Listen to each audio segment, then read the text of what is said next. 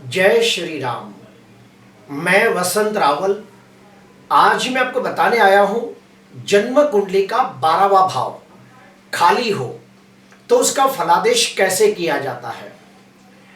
वैदिक ज्योतिष के अंदर पराशर पद्धति के टोटल 8 अलग अलग नियम दिए गए हैं। इन नियमों को अप्लाई करने के बाद ही हमें पता चलता है कि जन्म कुंडली का 12वां भाव शुभ फल देगा या अशुभ फल देगा। तो आइए सबसे पहले जानते हैं 12वें भाव के बारे में और फिर 8 नियमों के बारे में। जन्म कुंडली के इस भाव को 12वां भाव कहते हैं और इसकी गिनती कहां से शुरू होती है? यहां से। जन्म कुंडली के इस भाव को हम पहला भाव कहते हैं, लग्न भाव कहते हैं। पहला भाव, दूसरा, तीसरा, चौथा, पांचवा, छठवां, सातवां, आठवां, नौवां, 10वां, 11वां और 12वां भाव कहते हैं। तो ये जो 12वां भाव है ये कुंडली का बहुत ही इंपॉर्टेंट भाव होता है। क्यों? क्योंकि इसकी गिनती मोक्ष त्रिकोण के अंदर की जाती है। अभी मोक्ष त्रिकोण के कौन से 3 भाव है? तो ये चौथा भाव, 8वां भाव और 12वां भाव। फिर से कहूंगा, चौथा भाव, 8वां भाव और 12वां भाव। इन 3 भावों को मोक्ष त्रिकोण कहा गया है। उसके अंदर भी जो 12वां भाव है इसे सबसे ज्यादा महत्व दिया गया है। क्यों? क्योंकि 12वें भाव से ही देखा जाता है कि व्यक्ति को मोक्ष मिलेगा या नहीं मिलेगा। ज्योतिष का एक सूत्र यह भी कहता है कि 12वें भाव के अंदर गुरु बैठा हो, शनि बैठा हो, केतु बैठा हो तो ऐसे व्यक्तियों को मोक्ष की प्राप्ति हो सकती है। और एक स्टेप अंदर जाते हैं। जो 12वां भाव है ये मृत्यु से 5वां भाव है। 8वां भाव होता है मृत्यु का, तो मृत्यु का 5वां भाव, यानी मृत्यु का एक बार ज्ञान हो जाए तो व्यक्ति मोक्ष तरफ आगे बढ़ता है। अभी हम जानेंगे कि 12वें भाव से क्या क्या देखा जाता है। तो सुनिए, जन्म कुंडली के 12वें भाव से देखा जाता है व्यय, खर्चा, हॉस्पिटल, जेल, बंधन, दुख, विदेशागमन, मोक्ष, दवाइयां, दावी आंख, संन्यास, विदेशागमन, ये सब 12वें भाव से देखा जाता है। अभी हम जानेंगे कि जन्म कुंडली का 12वां भाव अगर खाली हो तो उसका फलादेश कैसे किया जाता है। उसके 8 नियम, जिसमें से पहला नियम ये कहता है कि जन्म कुंडली के 12वें भाव का स्वामी कौन सी राशि में बैठा है ये जानना बहुत बहुत आवश्यक होता है। अगर 12वें भाव का स्वामी अगर मित्र राशि में बैठा हो या फिर स्वगृही राशि में बैठा हो या उच्च राशि में बैठा हो तो बहुत अच्छा मानते हैं। एग्जाम्पल के तौर पे मेष लग्न की कुंडली है और 12वें भाव के अंदर मीन राशि है, तो मीन राशि का स्वामी कौन हो गया? गुरु हो गया। ये गुरु यहाँ पे उच्च का होकर बैठा है, यहाँ पे स्वगृही होकर बैठा है, यहाँ पे मित्र राशि का बैठा है, तो ये बहुत अच्छा माना जाता है। तो ऐसी स्थिति में हम फलादेश करते हैं कि ऐसे व्यक्ति का भाग्योदय जन्म स्थान से दूर जाने से होता है। अगर ऐसे व्यक्ति विदेश जाते हैं तो निश्चित तौर पे बहुत अच्छी सफलता प्राप्त करते हैं। क्यों? क्योंकि 12वां भाव विदेश का है, तो विदेश स्थान का मालिक बलवान हो गया तो व्यक्ति को विदेश जाने से निश्चित लाभ होता है। ऐसे व्यक्तियों को कायदा, कानून, कोर्ट, कचहरी जैसे कामों के अंदर आसानी से सफलता प्राप्त हो जाती है। ऐसे व्यक्ति अपने मौज शौक को पूरा करते हैं। ऐसे व्यक्तियों को शयन सुख उत्तम प्राप्त होता है और 12वां भाव होता है मोक्ष का। इसलिए ऐसे व्यक्तियों को ध्यान, मेडिटेशन, योग, साधना, आत्मचिंतन, आत्ममंथन, ब्रह्म ज्ञान, तत्व ज्ञान, ये सब चीजों को जानना इन्हें बड़ा अच्छा लगता है। अभी ठीक इसके विपरीत जाते हैं। अगर जन्म कुंडली के 12वें भाव का स्वामी अगर नीच राशि में बैठा हो तो बिल्कुल अच्छा नहीं माना जाएगा। क्यों? क्योंकि 12वें भाव का स्वामी जब नीच का हो जाता है तो इसका मतलब ये हुआ कि 12वां भाव कमजोर हो गया, तो उसका फल बिल्कुल अच्छा नहीं मिलेगा और हम कहेंगे कि ऐसे व्यक्तियों को कायदा, कानून, कोर्ट, कचहरी जैसे कामों के अंदर पराजय प्राप्त होगी। ऐसे व्यक्तियों को कायदा, कानून, कोर्ट, कचहरी से नुकसानी हो सकती है। ऐसे व्यक्तियों को जेल यात्रा भी हो सकती है। ऐसे व्यक्तियों को बीमारी के पीछे, हॉस्पिटल में एडमिट होना पड़ सकता है और दवाइयों का बहुत सारा खर्च करना पड़ सकता है।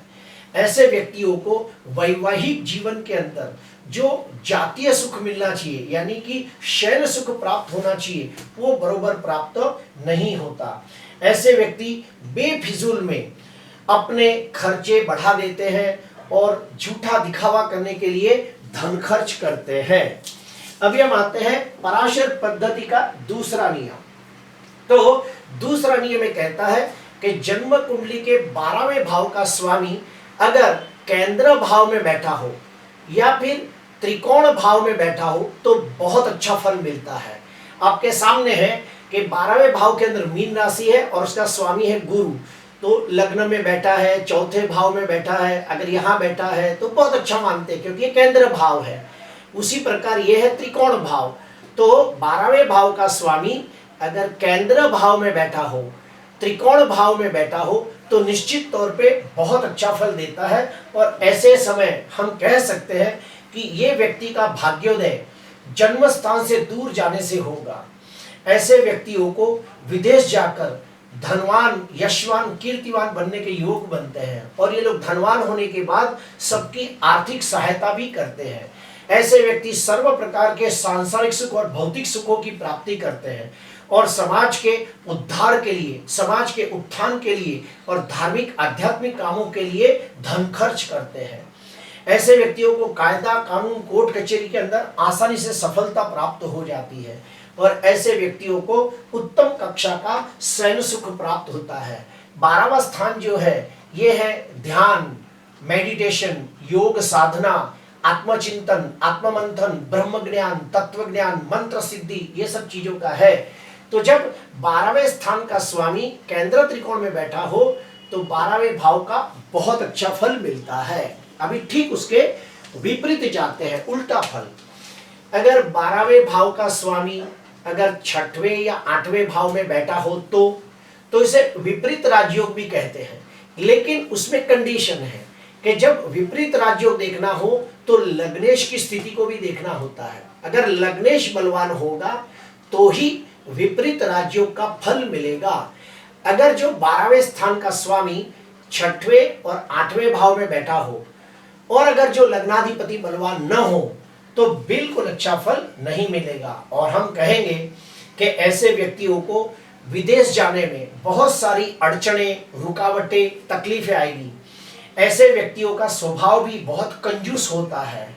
ऐसे व्यक्तियों को दवाइयों के पीछे बहुत सारा धन खर्च करना पड़ता है और इन्हें अपने जीवन के अंदर 5 से 6 बार हॉस्पिटल में एडमिट होके धन का व्यय करना पड़ता है।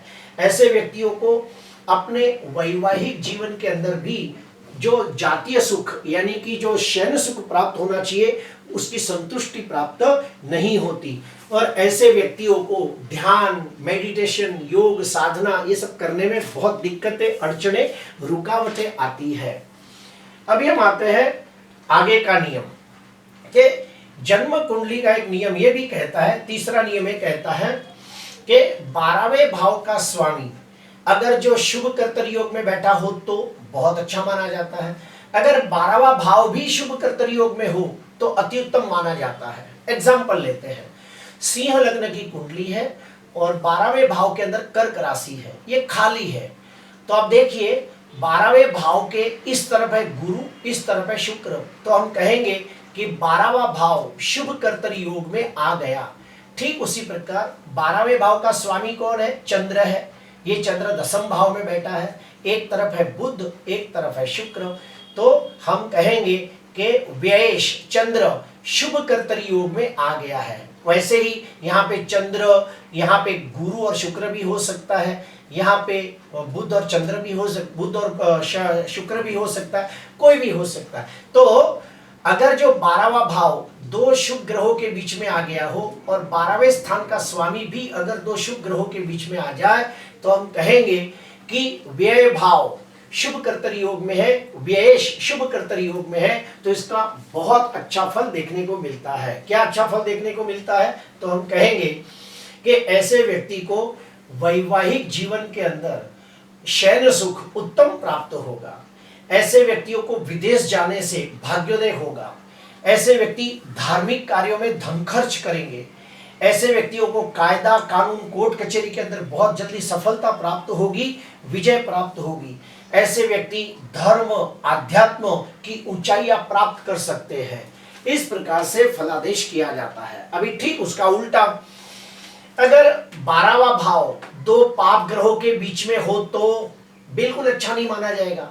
जैसे कि मान लो ये 12वां भाव शनि और राहु के बीच में हो तो, मंगल और राहु के बीच में हो तो, शनि और केतु के बीच में हो तो, यहाँ पे शनि बैठा हो, यहाँ पे केतु बैठा हो, तो शनि और केतु के बीच में हो तो, मंगल और राहु के बीच में हो तो बिल्कुल अच्छा नहीं माना जाएगा। ठीक उसी प्रकार व्यय जो होता है, यानी कि 12वें भाव का जो स्वामी है चंद्र, वो देखो शनि और मंगल के बीच में बैठा है, तो हम कहेंगे कि व्यय चंद्र नीच का भी है और यहाँ पे शनि और मंगल दो पाप ग्रहों के बीच में है, तो व्यय चंद्र पाप कर्तर योग में पीड़ित है। तो ऐसी स्थिति में उसका फल अच्छा नहीं मिलेगा। अगर जन्म कुंडली के अंदर व्यय भाव पाप कर्तर योग में हो और व्यय भी अगर पाप कर्तर योग में हो तो बिल्कुल अच्छा फल नहीं मिलता है। और हम कहेंगे कि ऐसे व्यक्तियों को बीमारियों के वजह से दवाइयां खरीदने में बहुत सारा धन खर्च करना पड़ता है। जीवन में 2 या 3 बार हॉस्पिटल में एडमिट होना पड़ सकता है और बहुत सारा धन खर्च होता है। ऐसे व्यक्तियों को गलती से भी विदेश नहीं जाना चाहिए, वरना उन्हें वापस आना पड़ता है। ऐसे व्यक्तियों को वैवाहिक जीवन के अंदर जातीय सुख शयन सुख प्राप्त नहीं होता और ये लोग आसानी से ध्यान मेडिटेशन योग साधना मंत्र सिद्धि हासिल नहीं कर पाते।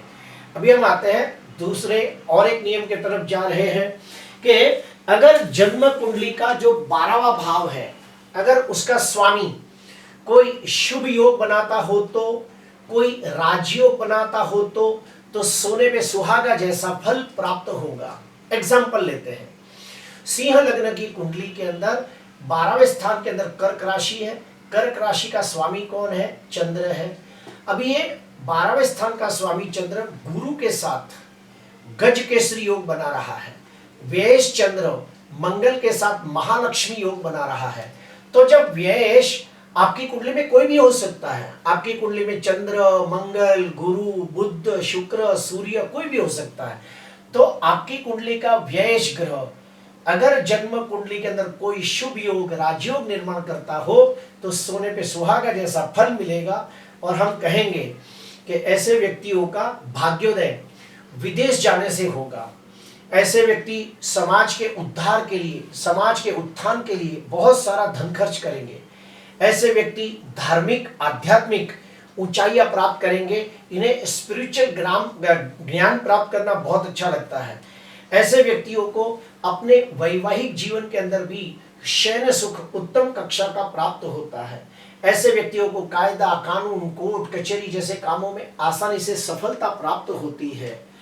अभी हम इसके ठीक विपरीत जाते हैं। अगर जन्म कुंडली के 12वें भाव का स्वामी अगर कोई अशुभ योग निर्माण करता हो तो बिल्कुल अच्छा नहीं माना जाएगा। एग्जाम्पल लेते हैं कि व्ययेश चंद्र राहु के साथ युति करके चंद्र ग्रहण योग बना रहा है। वैसे ही आपकी कुंडली में कोई भी हो सकता है।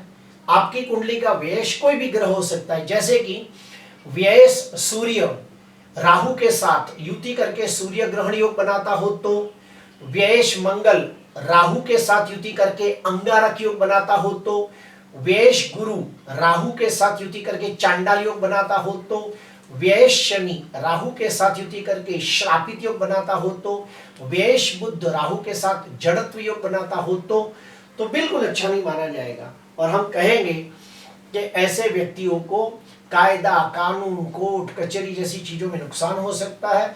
हॉस्पिटल में एडमिट होना पड़ सकता है। दवाइयों के पीछे बहुत सारा धन खर्च करना पड़ सकता है। ऐसे व्यक्तियों को विदेश नहीं जाना चाहिए। अगर ऐसे लोग विदेश जाते हैं तो इन्हें वापस आ जाना पड़ता है, वहां बहुत दिक्कतों का सामना करना पड़ता है और वो रिटर्न हो जाते हैं। ऐसे व्यक्तियों को वैवाहिक सुख के अंदर जो शयन सुख प्राप्त होना चाहिए वो भी बरोबर नहीं होता और ऐसे व्यक्तियों को बुरी आदतें आसानी से लग जाती है, ये भी देखा गया है। ऐसे व्यक्ति दुनिया को झूठा दिखावा करने के लिए, मान सम्मान प्राप्त करने के लिए ये लोग फुकट में धन खर्च कर देते हैं।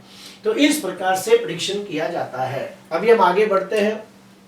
छठवां नियम, तो जन्म कुंडली के जो 12वां भाव है, अगर इसके ऊपर कोई शुभ ग्रहों की दृष्टि हो तो बहुत अच्छा माना जाएगा। अभी आप देखिए, तुला लग्न की कुंडली के अंदर 12वें भाव के अंदर कन्या राशि है और 12वां भाव खाली है। इसके पर आप देखिए गुरु की 7वीं दृष्टि पड़ रही है, तो ये बहुत अच्छा माना जाएगा। उसी प्रकार 12वें भाव का स्वामी कौन है? बुध है। बुध के ऊपर भी आप देखो शुक्र की दृष्टि है, चंद्र की दृष्टि है।